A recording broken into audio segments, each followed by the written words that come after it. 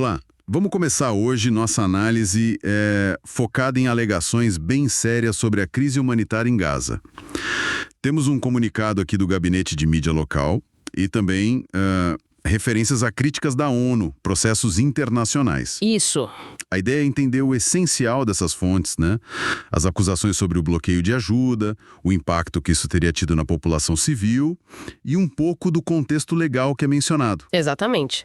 E o que essas fontes descrevem é um cenário, assim, muito preocupante. Elas trazem detalhes bem específicos sobre restrições e as consequências diretas disso, segundo o que está reportado. Certo.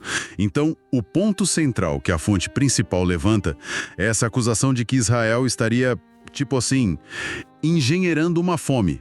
O documento fala em 39 mil caminhões de ajuda, comida, combustível, remédios, que não teriam entrado, e passagens fechadas. E classificam isso como violação do direito internacional, né? E as fontes vão além, elas detalham o impacto disso no dia a dia.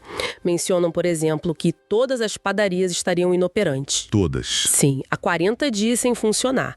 Imagina ficar sem pão, né? Um alimento tão básico. 40 dias, caramba. E isso se conecta com consequências ainda piores pelo que entendi das fontes. Sim, e aqui a coisa fica realmente alarmante. O comunicado alega que mais de 65 mil crianças enfrentam risco de morte por desnutrição. 65 mil? É um número muito alto.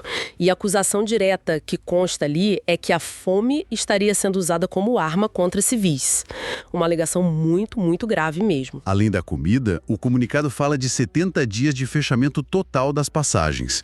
Como isso teria afetado outros setores? Que esse fechamento que estaria ocorrendo para ajuda desde 2 de março, né, teria causado o colapso dos sistemas humanitário e de saúde. Sem combustível, sem remédios, sem suprimentos, a capacidade de ajudar, fica muito limitada.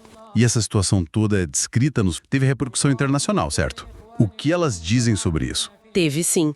Eles teriam criticado um plano de ajuda humanitária proposto por Israel, alertando que poderia até piorar o sofrimento, sabe? Piorar, em vez de ajudar? Que o plano não atenderia aos padrões humanitários básicos. E é um apelo forte no comunicado para a comunidade internacional, para a ONU intervir, para reabrir as passagens. Falando nas consequências humanas. E são números trágicos. Os relatos que constam no material falam em quase 52.800 palestinos mortos em Gaza desde outubro de 2023. Quase 53 mil. Sim. E um ponto que eles destacam é que a maioria seria de mulheres e crianças. E como o direito internacional entra nessa história toda? Elas mencionam mandados de prisão que teriam sido emitidos lá em novembro pelo Tribunal Penal Internacional, o TPI. Aquele que julga indivíduos, certo? Isso, por crimes de guerra, crimes contra a humanidade. Os mandados seriam para o primeiro-ministro israelense Benjamin Netanyahu e o então ministro da Defesa Yoav Gallant por supostos crimes de guerra e contra a humanidade em Gaza. Sim, mencionam também a Corte Internacional de Justiça, a CIJ, aquela que resolve disputas entre países, né? Lá Israel estaria enfrentando acusações de genocídio. Temos alegações muito fortes de fome induzida pelo bloqueio de ajuda. O impacto humanitário descrito como devastador, né? Com crianças em risco de morte por desnutrição, número alto de vítimas civis. Críticas internacionais, incluindo da ONU, a planos de ajuda. E processos legais sérios correndo em cortes como o TPI e a CIJ.